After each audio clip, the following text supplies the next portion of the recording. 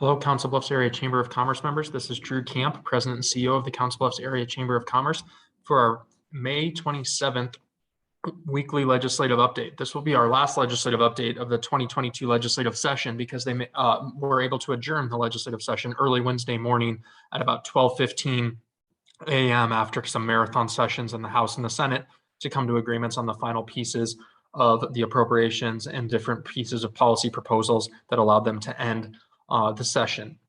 A few things of note that happened at the last second before things adjourned early Wednesday morning. There actually were some pieces of Tax 2.0, which Senator Dawson had been working on. They were able to get some pieces regarding food manufacturing. What was done there is they fixed some changes with the tax exemption for definitions of food ingredients. So that'll help largely those with mills. But obviously food production and milling, it can be a pretty popular and common thing here in the state. So that was something that was good to see get put in as part of that Tax 2.0, pulled from that and passed prior to the adjournment on Wednesday. Some things they also did regarding tax, they did remove an exemption for computer peripherals to pay for some other exemptions that they wanted to provide an update as pay for. They removed that computer peripherals exemption as a pay for some of the other ones.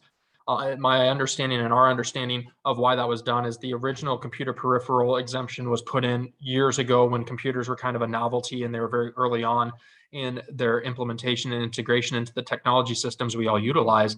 So the thought was by the Department of Revenue when doing so was that they were allowing and moving back on something that wasn't necessarily utilized as much because of the changes in technology and putting in some things that could be more utilized and more beneficial to business was kind of their justification.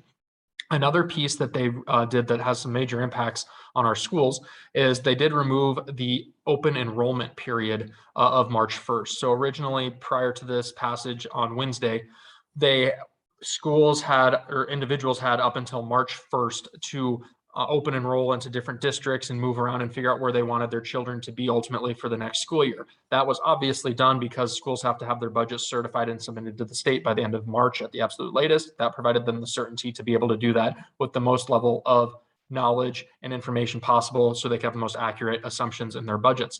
So when they removed that March 1st open enrollment period, that creates a lot of uncertainty for school districts because people can obviously kind of transfer around, similar to say, think of the athletics transfer portal in the NCAA, not to that scale, but similar insofar as you see people move around based on interest and what they see as the most beneficial for them. So that could create a lot of different uncertainties throughout school districts in the state. And that's a major worry of superintendents, school boards, and others who are setting those budgets and are held accountable to them. Another thing that they did is they also made some changes to the athletics transfer period. So that way, obviously, similar to that athletic transfer portal I talked about in the NCAA, it opens up the availability of folks to even within communities, say someone from LC wanted their kid to play a little bit more, saw more of an opportunity at TJ or AL, they could transfer over to TJ or AL and try to start at that at that school versus where they were at, say, LC or vice versa. So it just has some issues with competition. Plus, again, the uncertainty that has with the enrollment and the money going with that student as well. So that's something that's a very major concern for our school districts. I wanted to obviously make sure I noted that they're a major partner of ours. So that's something they're working on. And a lot of us, chambers, other business and community organizations are working on to try to get some information about what clarity can be provided so the most amount of certainty is available going forward for them as they budget coming into their next fiscal year budget for 2024 and next March.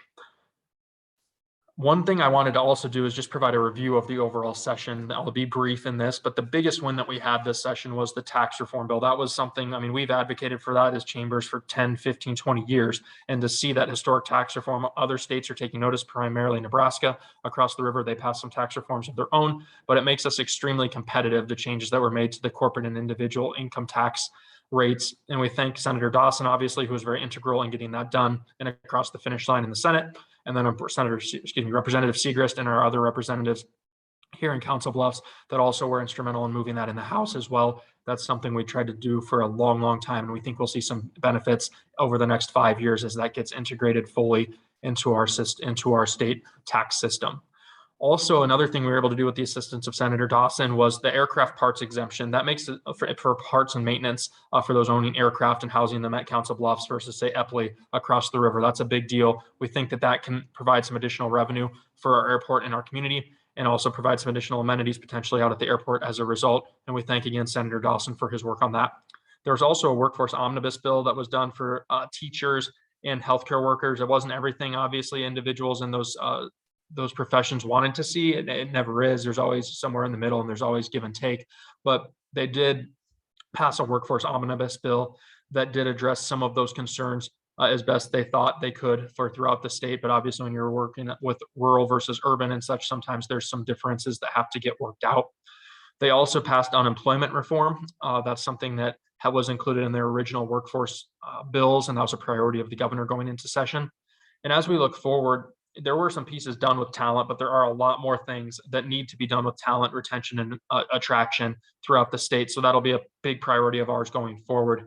We also are going to look at, obviously, the $100 million in placemaking funds are great through Destination Iowa. We want to make sure we can identify some ways to sustainably, moving forward, provide continued funding through Iowa Economic Development Authority to provide some investment for placemaking, because we know through survey data with the Iowa Chamber Alliance that some of the biggest concerns people have are not only job opportunities, but those entertainment and cultural offerings, and then also just the job offerings. So we need to make sure we're providing those cool amenities that people want to experience to move and relocate somewhere to work and build their life.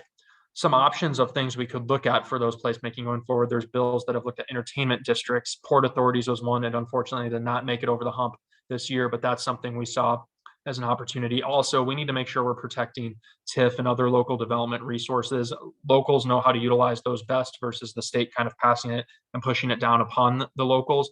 Locals need to have those tools to utilize those as best needed, especially as a best example, how Des Moines utilizes it is going to be completely different as how Council Bluffs and other border communities utilize it. So they need to be aware of that. And that's something we continue to advocate for and make them aware of.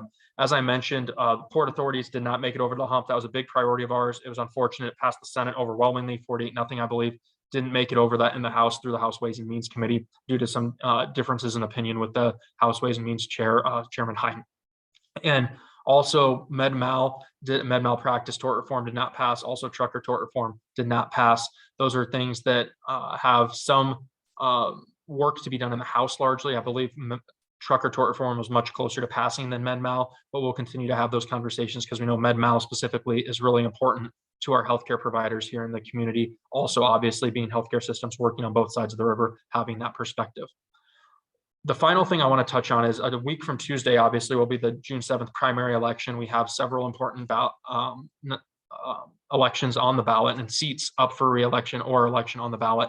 So obviously, make sure that you're looking at all the resources we have made available with this legislative update. There's going to be some videos with the candidates who did sign up for candidate interviews. They were for the county board and county recorder's office. That's the county recorder has 3 individuals running for it. County board has 8 running for 3 seats. So highly competitive races. Those are the most localized ones. They say all politics is local. Obviously, we're watching those very closely, but we're also watching our state legislative races very closely. So do make sure you keep yourself informed going into that June 7th primary. If you have questions, do reach out to us. We want to make sure we're providing you all the resources we can so you can be informed voters going into that, whether you vote absentee or you vote day of. As always, if you have any questions about anything that happened in the session or the election or going forward into the general election, in November, do feel free to reach out to the Council Bluffs Chamber, ask for me. This is something that I live, eat, and breathe and is a passion of mine. So if you ever have any questions, do reach out.